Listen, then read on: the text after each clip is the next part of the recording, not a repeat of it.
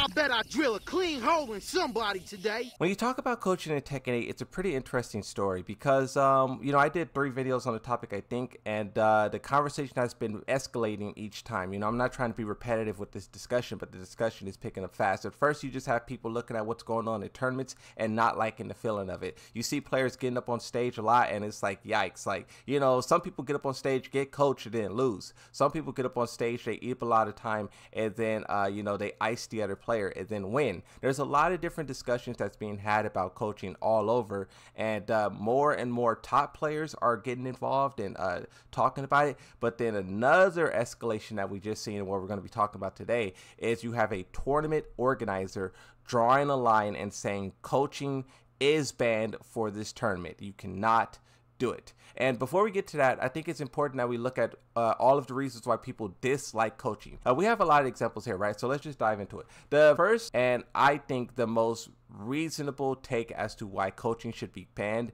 is the amount of time that it consumes. You have this person here on Twitter who did the hard work, and they basically calculated how much time is being spent and how it's being spent during the top 8 of CEO. Mid-game breaks total 18 minutes and 13 seconds. And that's something we don't think about a lot, is like how much time should the players take in between matches and think. We all want them to think and process what's going on, but how much time should they be allowed? That's another issue as well, right? You can see that takes 18 minutes, which is over double the time that is spent coaching, which is 8 minutes and 39 seconds. And then when you talk about the time spent in game, this is top 8, right? This is an hour and 23 minutes. Now, when you talk about the longest coach visit, this is absurd, 59 seconds. And to just put it into like a visual perspective, you have this graph here as well that breaks down, like the red shows when the players are in the match, the blue shows when both players are seated and they're just like not playing but they're seated,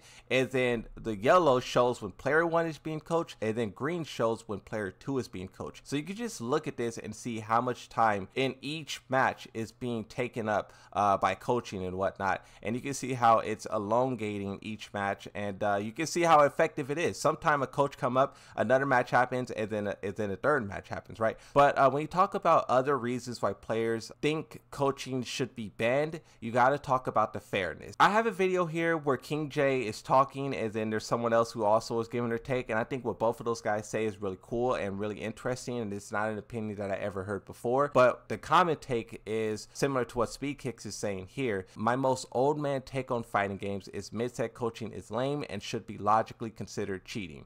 Like, if the adjustments don't matter in determining the better player, then let's just play a first to one. But we won't do that because that's clearly a part of skill of competing. So why officially allow outside assistance with it? Counter argument to this is, well, other sports do it, right? You see professional teams go at it, whatever sport it be, right? You could call a timeout, you could call a pause, you could call a whatever, and you could coach your players, and then they could come back and take the momentum and win the game, right? You see it happen all the time throughout many different sports, and people say, why is fighting games no different from that? And that's a good point. I also see people counter that with saying, what about chess? What about board games? You really don't see someone get up there and coach a chess player or whatever, right? So really, I don't know which category you would put Tekken in. Is Tekken more of like a mind game, thinking game like a chess, or is it more of like a physical game like a sports? But going back to what Speedkick says, it is pretty interesting, right? Like, if it's not, if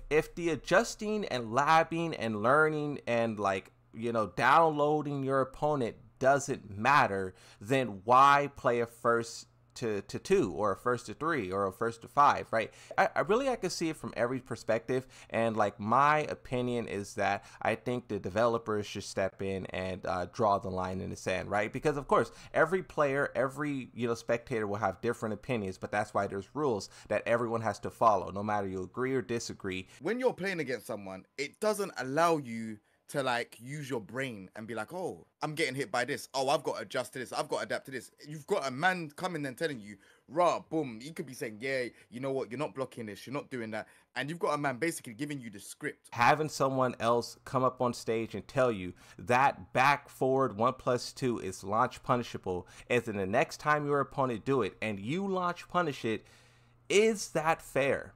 A lot of people say yes, because if you have the technical skill and the ability to spot it and the ability to adjust and punish it, like, you're good. But some people will say no, because when you're talking, here's the thing, when you're talking about a tournament, everyone can do that. Everyone can be told this move is that, and then execute. Right? So it's not a matter of can players actually do it, and if they can do it, then they're good. No, everyone in tournament typically can do this. Here's the next thing about what King J is saying. Watch this. Yeah, yeah. And it's messed up, because what happens now if I'm a guy, I'm not sponsored by anyone, I've just come up and I'm just playing, man. You've got another sponsored don that's coming to help you, or Yeah, you've got yeah. another person coaching. That's basically 2 against 1. At what point is it a 2 against 1?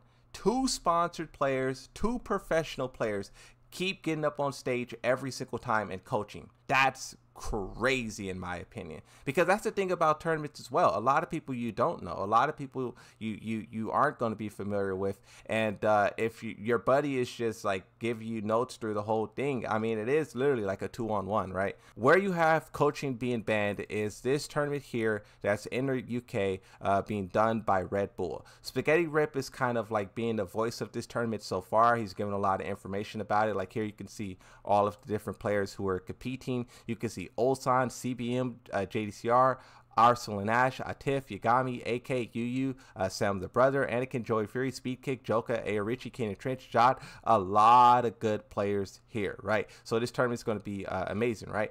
But as you can see in this post, he says mid-set coaching will not be allowed at Golden Letters 2024, and all sets will be a 1st, 2, 3. Like I said in my other video, this is basically what it will come down to. We can argue with each other all day, whether it's fair, whether it's balanced, whether it's okay, whether it's not okay. But at the end of the day, the tournament organizers will start drawing the line, and then when we see the Tekken World Tour 2025 get announced, there's going to be somewhere in there where the developers have a, like, they may not say coaching is banned, but they may have more rules in place for coaching. Time, designated coach, whether or not the coach can compete, you know, like all of these different things, because the conversation at this point, the conversation is so big, right? And usually the developers respond when a conversation gets this out of control. They respond. So it's a matter of time before we see that. And also, I think we're just going to continue to see other tournaments draw the line. And this is the thing, right? You have a lot of people who have like a big voice in Tekken, and they're against it. And usually when they're against something, whether it be balancing, whether it be the way tournaments is ran, that's the side that it falls. So we may see coaching get clapped out in a major way in 2025, and I wonder how it will affect the game. Because final thing I'll say is, in Tekken 7 you did not see this much coaching, and I don't know what it is about Tekken 8 that is having all of these players get on stage and try to coach their buddies through the tournament. I don't know why people are doing it, but in Tekken 8, a lot of people are getting coached, and people are taking notice to it, right? And everyone has their opinion on it. But in this video, I just wanted to talk about it. Like and subscribe. I'll see you in the next one, and bye-bye.